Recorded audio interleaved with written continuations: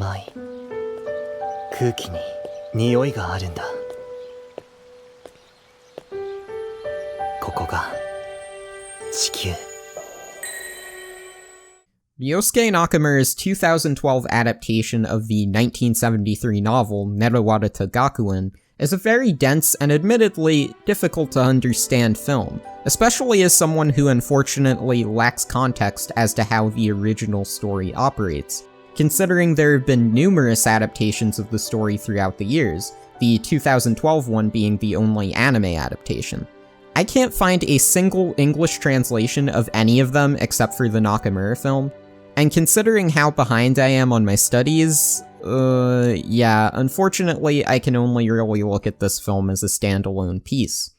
But even viewing it as such, there's a lot to discuss about the story in regards to a major theme of the film, communication. In particular, I believe the film is about not being trapped in the past or even being trapped in the future, but rather cherishing the now through actual bonds with people and creating real experiences with them, making an effort to actually go out of your way to understand them and how they feel. I believe the first character worth mentioning in regards to this theme, and a rather important one at that, would be Yuriko, as she's kind of the reason that the whole cell phone ban occurs, and that's one of the major plot points of the film. Now, while the specifics are left a little vague, we understand that Yuriko saw people communicating with their cell phones, and saw them always feeling connected 24/7, yet at the same time she couldn't feel that same connection. In fact, she felt completely alone in the world. This leads her to no longer coming to school, and then later on, eventually attempting suicide after the new school year began. But Kyogoku ends up saving her, and awakens these powers within her that she had never even known about. This gives her the courage to return to school, but even so, is she really able to connect with anybody after this? The answer to this, I'd say, is a resounding no, considering she turns into the very same thing she hated. See, with these powers, Yuriko gains the ability of telepathy, and therefore can read people's minds. So with that, she takes over the student council and establishes an even more punishing cell phone ban than the one discussed early on in the film. This is due to her distaste for that form of communication, since it was the same communication that had made her so depressed in the first place. But in exchange, telepathy replaces cell phones as a means to create this hierarchy, and exclude people who don't fit that same exact standard. The bubble metaphor described in the film makes this extremely clear. Some bubbles when drawn next to each other will pop and disappear, while others will join together to become one. Those who lack telepathic abilities do not belong in this world she has created, and thus must be eliminated. But even with the ability to read minds, it's not like this gives her any newfound perspective on the people she was never able to connect with. It's only used as a means to push her own ideology under the guise of it being for the sake of protecting the future, so that others don't end up feeling the same way she did. It's quite interesting because earlier on in the film, Soga, who I believe is the president of the student council, seems to discuss things as if the student council are the ones that can come to a rational agreement. When you ask anybody individually, they'll agree with the cell phone ban, but when they become a group, it's only outrage in regards to the ban. Yet, I'd say, in an interesting turn of events, it's the student council themselves that form the mob around the ban, and are the far more threatening figures within the story. Heck, the entire reason the supposed outrage against the ban even occurred in the first place is because the student body felt as if the council just passed this ban without even bothering to listen to their viewpoints. In other words, at first, the student council didn't reach out. They came to their own conclusion, and throughout the story, it only turns more drastic once Yuriko's powers come into play, and more of the opposition is weeded out. One of the biggest victims of these threats from the student council is Natsuki, who's the childhood friend of our main protagonist, Kenji.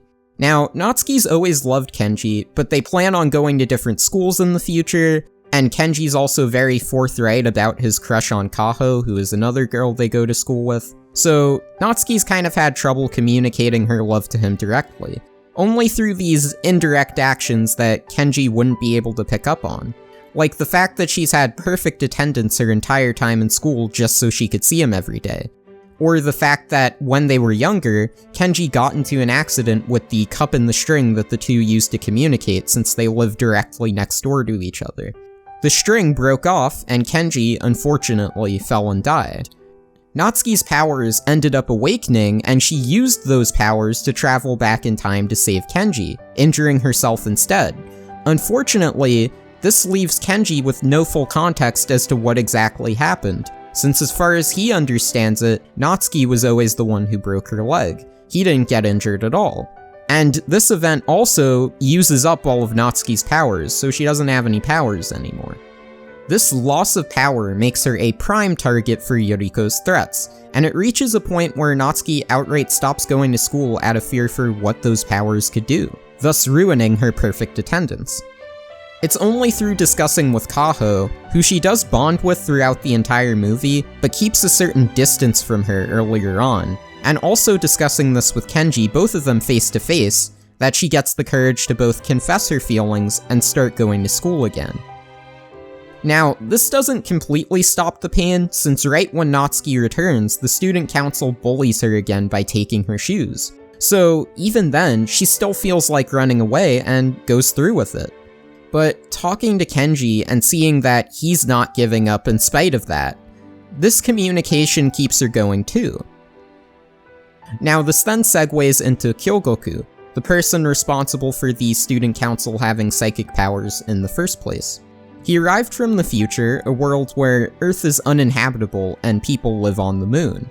On this moon, psychic powers have awakened, but through that, the means of communication have now shifted. Unlike Earth, there are no plays, no acting, no real stories of that sort. So all of these experiences on Earth that he's had are new and interesting to him.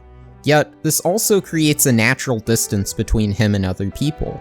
It remained the same, if not worse so, on his original timeline, since his mom's from Earth but his dad is from the moon. And even though they have this supposed superior means of communication on the moon, Kyogoku can't help but feel alienated from everyone else around him because of his bloodline. Yet even so, there ends up being two people from Earth who get him to understand others and to communicate himself. One of them being Kaho, who shows romantic interest in him early on. However, I'd argue that isn't really why they're able to connect. After all, many girls have a crush on Kyogoku at the start of the movie due to his mysterious nature. No. What allows them to be able to connect is how similar they are as individuals, in spite of coming from very different backgrounds, Kyogoku being a psychic and Kaho not having any powers at all. The most noteworthy similarity between the two is how both have loved ones that have passed on, and now they use action as a means to communicate with them even after their passing. With Kyogoku, it was, as I mentioned earlier, his mother. And in that case, he plays Moonlight on piano while staring up at the sky as a means to remember her. With Kaho, she lost her dad in a surfing accident, and because of that, surfs in the ocean as a means to remember him. Both of these characters also use this communication as a form of rebellion, with Kyogoku enjoying these subtle, slow moments on Earth against the wishes of his dad, who only wants him to focus on his mission of gathering psychics to stop the future calamity on Earth. And then there's Kaho, who surfs to rebel against her mother, who doesn't want Kaho to go anywhere near the water after what happened to her dad. Neither Kaho nor Kyogoku use cell phones, which already makes Kaho very different from a lot of other people that have feelings for Kyogoku, since earlier on in the film, they kind of are weirded out by the fact that he doesn't have a cell phone. Now, the other person Kyogoku opens up to is none other than the main protagonist of the film, Kenji, who is very much in stark contrast to a lot of the other characters. While folks like Kaho, Natsuki, Kyogoku, and even Yoriko all have this past baggage, this isn't really something Kenji himself stresses out about too much. Now, I'm not trying to argue Kenji is exactly some perfect wise sage either. He's a bit of a bumbling buffoon in the story, as you consistently see him slip and slide around, be late for class, have his fly open. He's not exactly organized. And he's not completely perceptive of how people feel either, since he didn't really understand Natsuki's feelings toward him. But at the same time, he's still willing to take action and reach out to people. He was the very first person to meet Kyogoku when he arrived on Earth, And in spite of his psychic powers being mostly sealed away due to his very high ability, it was still faintly there, and that was the initial way that both him and Kyogoku were able to start talking. In fact, it was part of the reason Kyogoku felt comfortable opening up to Kenji about his past when they go out to eat. They also both have this appreciation for nature, with the scenes where Kyogoku is basking in the moonlight and feeling the wind, as well as Kenji going around taking pictures of the clouds, which he ends up sharing with Kyogoku. And while they should be on opposite sides of this student council battle, Kenji's not really interested in starting any fights with Kyogoku. He's only interested in being his friend, which is shown in a major climax of the film where after Kenji saves Natsuki, he goes up to Kyogoku, and instead of fighting, he just wants to hang out with him the next day. Then in the next climax, when Kyogoku tries to erase himself out of existence, Kenji selflessly takes action and goes to save him, tearing apart the system in place to keep Kyogoku wrapped up in the past with the breaking of the hourglass. I especially think it's important that Koji, who's Kenji's grandpa and a bit of a mentor figure in the film, as well as Kenji's sister, also help him save Kyogoku, since it shows that this mindset Kenji has, it's not one that just came out of nowhere. It's something that was a result of Koji's influence. Kenji's proactive nature doesn't just save Kyogoku either, it has a positive outcome on pretty much everybody else in the film too. The more blatant scenes include him saving Kaho from Yuriko, as well as saving Natsuki from the student council in the big swimming scene I mentioned earlier, but there's also some more subtle actions. As stated quite well in Azumichi Kyoho's blog, it's him saving Natsuki that actually causes Yuriko to reach out to someone for the first time. So when Kenji takes out his phone and he throws it down, there's a girl that faints right next to Yuriko, and then Yuriko saves her from falling. This ends up being the same girl who later reaches out to Yuriko in the ending credits. So it's this proactivity that manages to influence others in both blatant and more subtle ways. So there was one question on my mind while I was watching the film over and over in preparation for this video. See, throughout the movie we see characters criticize both the use of these psychic powers and cell phones. So I was wondering, is it anti-cell phone or anti-psychic power? And the conclusion I've come to is that I firmly believe the film is not necessarily speaking out against the use of either form of communication. They both have places where they prove useful within the film, but they also aren't a replacement for the face-to-face communication that goes on. After all, while Kenji's powers were sealed by his grandfather Koji, Koji also knew that there would be a time where they'd prove useful, and he unsealed them for that occasion. It's Kenji's powers that save Natsuki from the student council. It's Kenji's powers that are able to destroy the hourglass and save Kyogoku from erasing himself out of existence. In terms of cell phones, Kenji asks Natsuki when she's really scared to bring her cell phone in order to help her feel safe after she's threatened by the student council. But most importantly, at the very end of the movie, when both Kyogoku and Kenji go to the future and are erased out of this existence, they return one last time, and what does Kenji do to remind Natsuki of him but call her on her cell phone? But in all these cases, cell phones, psychic powers, they're a supplement to action and face-to-face communication.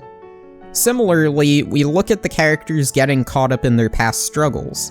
There's nothing wrong with Kyogoku learning moonlight or Kaho surfing, or even Koji making a grave for Kyogoku's mom out of respect. There's a time and a place for those things. However, it's important to still live in the now and still say what you feel while you still have the chance. I firmly believe that's why Kenji and Kyogoku are erased from existence when they travel to the future at the end. It's to prevent Natsuki and Kaho from dwelling on the past too much and being unable to move forward. While Kyogoku can't ever fully return, he can go to see Kaho one last time as a familiar, and while Kenji can't stay in the future for too long, he can still help Kyogoku reach out to others on the moon, so that he'll be able to influence how people communicate there too for the limited time he's allowed to stay there. Ultimately, the messages of communication in Nerawareta Gakuen aren't exactly some mind-blowing revelations, and the story itself isn't always easy to understand. But even so, how that story was presented, and really taking the time to figure everything out, I quite enjoyed doing it, and I found it really interesting, and I hope you did too.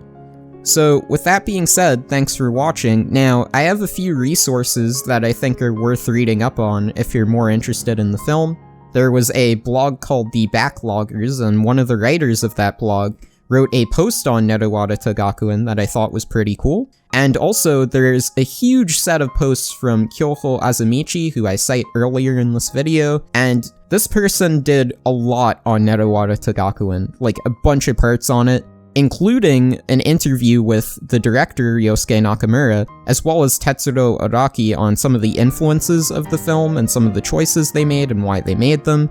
It's unfortunately in Japanese, so you might not be able to read it unless, you know Japanese or you're okay with reading, like, a machine translation of it. Also, don't forget to give this video a like if you enjoyed it, of course, subscribe if you haven't already and this kind of stuff interests you, and I'll see you next time.